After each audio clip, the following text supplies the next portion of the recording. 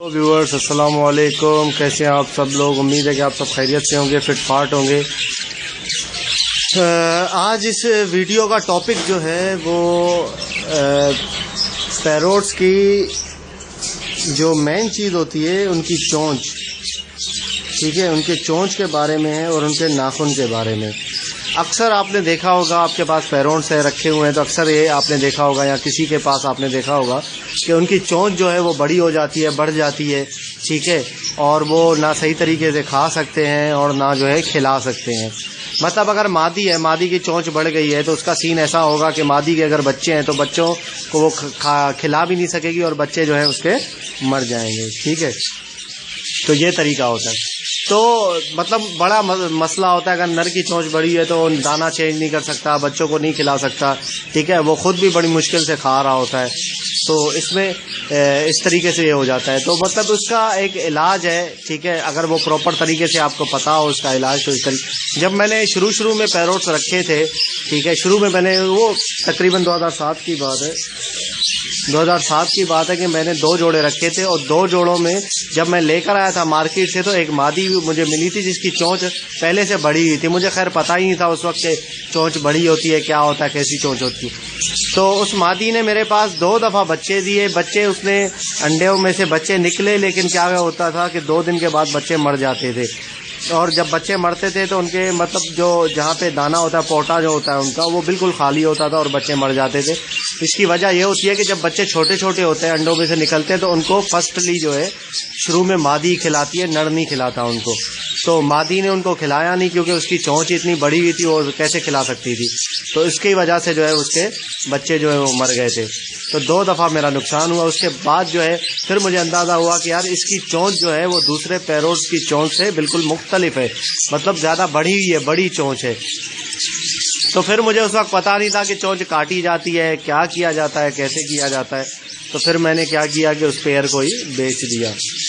तो खैर अब आपको इंशाल्लाह इस बात का जो है वो नहीं होगा, नुकसान नहीं होगा कि आपको बेचना नहीं पड़ेगा अगर आपको तरीका मालूम है, क्योंकि हम अगर आपको बताने वाले मौजूद हैं तो इंशाल्लाह आपको नुकसान नहीं होगा। हमने तो भाई नुकसान करके सीखा है, लेकिन आप के लिए जो है वो नुकसान ज़्यादा नहीं है क्योंकि बताने वाले आपके पास मौजूद हैं, आपको बताते हैं, ऐसी मेन चीज़ें बताते हैं जो कि कोई भी नहीं बताता, ठीक है। आप यकीन करें कि कोई भी अपनी टिप्स किसी को नहीं देता। आप चाहे जाके देख लें, कहीं भी जाके देख लें, वो किसी को कोई भी टिप्स नहीं देता, ठीक है। किसी से पूछ के देख लें, वो आपको सीधे मुंह आपसे बात ही नहीं करेगा, आपको बताएगा ही नहीं कि क्या करना है क्या नहीं करना। लेकिन बेफिक्र हो जाएं, इंशाल्लाह मैं ऐसा नहीं हूँ, मैं आपको ज़रूर बताऊँगा, क्योंकि मुझे पता है कि यार कैसा महसूस होता है जब बंदे को पता नहीं होता और पूछ रहा होता है, उसका नुकसान हो जाता है। तो मैं आपको, मेरे पास एक मादी ऐसी मौजूद है जिसकी चोंच नीचे की बढ़ गई है, ठीक है। तो उसको कैसे काटना है, कहाँ तक काटना है, कैसे, तो उसको फिर मैं आपको बताता हूँ इंशाल्लाह। ये एक मेरे पास मादी है मेरे हाथ में, ठीक है। इसकी चोंच जो है वो नीचे से बड़ी हो गई है, ठीक है। इसकी नीचे से चोंच बड़ी हो गई है और ऊपर से जो है इसकी पता नहीं कैसे टूट गई है इसकी चोंच कहीं से, ठीक है। ये जो चोंच टूटी है ये तो खैर वो टूटने वाली अलग कहानी है, लेकिन जो बड़ी हो गई है ना, इसकी एक मेन वजह जो है वो ये होती है विटामिन, कैल्शियम की कमी, कैल्शियम की कमी की वजह से इनकी चोंच और इनके नाखून बढ़ जाते हैं। तो उसका जो है कैल्शियम जब हम इनको नहीं देते, जो कि कैल्शियम मिलता है जैसे समंदरी झाग है जिसको बोलते हैं, ठीक है, कैटल फिश बोन जो है उसकी अगर इनको दिया जाए, ठीक है। और दूसरी बात है कि इनके जिस्म के अंदर दूसरी कैल्शियम जो है वो कमी हो जाती है जिसकी, तो अगर हम इनको जो फीड देते हैं, फीड में कैल्शियम की तादाद अगर मिकदार कम होती है तो उसकी वजह से भी मसला हो जाता है। तो इसकी चोंच कैसे काटी जाए मैं आपको अभी बताता हूँ कि किस चीज़ से काटी जाए। इसकी इंशाल्लाह जो है वो चोंच ऐसे काटेंगे कि सेट हो जाएगी और दोबारा जो है इसका मसला नहीं होगा। अच्छा, अब देखें इसकी चोंच आपको मैं दिखाता हूँ, 1 मिनट फोकस करके। हाँ, ये देख रहे हैं आप, नीचे से इसकी चोंच कैसी बड़ी हुई है और ऊपर से टूट गई है, पता नहीं कैसे टूटी है यार ये चोंच। اس کی جو ہے وہ جالی وغیرہ میں اس نے کاٹا ہوگا، یا کسی کے ساتھ مادی کے ساتھ دوسری اس پورشن میں جو مادیاں ہیں ان کے ساتھ لڑی ہوگی، اس کی وجہ سے اس کی چونچ جو ہے وہ ٹوٹ گئی۔ یہ دیکھیں، یہ جو اس کی چونچ ہے یہ والی، اس کو ہم کاٹیں گے تو انشاءاللہ جو ہے وہ اس کی سیٹنگ اچھی طریقے سے ہو جائے گی، ٹھیک ہے۔ تو ہمارے پاس کاٹنے کے لیے ایک نیل کٹر ہونا چاہیے، وہ نیل کٹر جس سے ہم اپنے ناخن کاٹتے ہیں، اس سے ایزیلی اس کی چونچ جو ہے وہ کٹ جائے گی۔ تو ہم نیل کٹر جو ہے وہ نیل کٹر لے لیتے ہیں، ٹھیک ہے۔ تو اس کی ہم چونچ کاٹتے ہیں۔ یہ 1 منٹ، اس کو میں ذرا سیدھے ہاتھ پہ نیل کٹر رکھیں، ٹھیک ہے، اور الٹے ہاتھ پہ جو ہے وہ طوطے کو رکھیں۔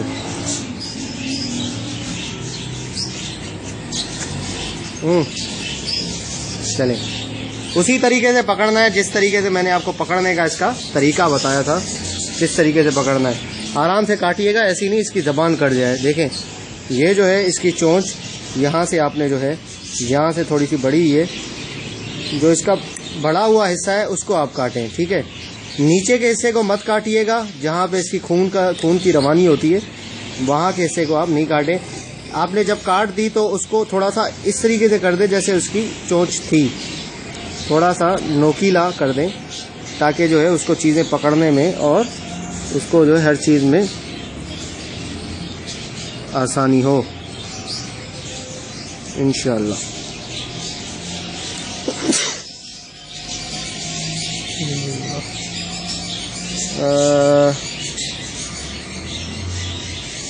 بیٹا زبان ہٹا لے، زبان آگے دے رہا ہے، اس کی زبان نہ کٹ جائے، مجھے یہ خوف ہے۔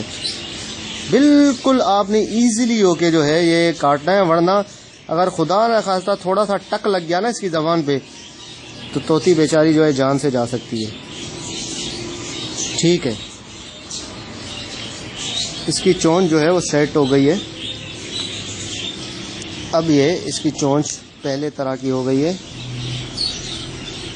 اب جو ہے یہ نہیں کسی چیز سے اس کو مسئلہ نہیں ہو سکتا۔ اب یہ ایزیلی جو ہے اس کی اوپر کی چونچ جو ہے وہ ٹوٹ گئی ہے، ٹھیک ہے۔ یہ چونچ نکلے گی نہیں، مشکل ہے کہ اس کی چونچ نکل جائے اوپر کی، ٹھیک ہے۔ تو یہ مادی کی اوپر کی چونچ جب ٹوٹ جاتی ہے تو اس کا مسئلہ یہ ہے کہ یار وہ پھر مسئلہ ہو جاتا ہے اس کو رکھنے میں۔ اگر ٹوٹ جائے چونچ تو ٹھیک ہے، آدھے حصے سے، ہاں اگر بڑھ جائے تو بڑی ہوئی چونچ آپ کاٹ سکتے ہیں، لیکن اس کی چونچ اگر ٹوٹ گئی ہے تو اس کو کاٹنے میں بڑا مسئلہ، اس کو پورا کرنے میں بڑا مسئلہ ہو جائے گا، ٹھیک ہے۔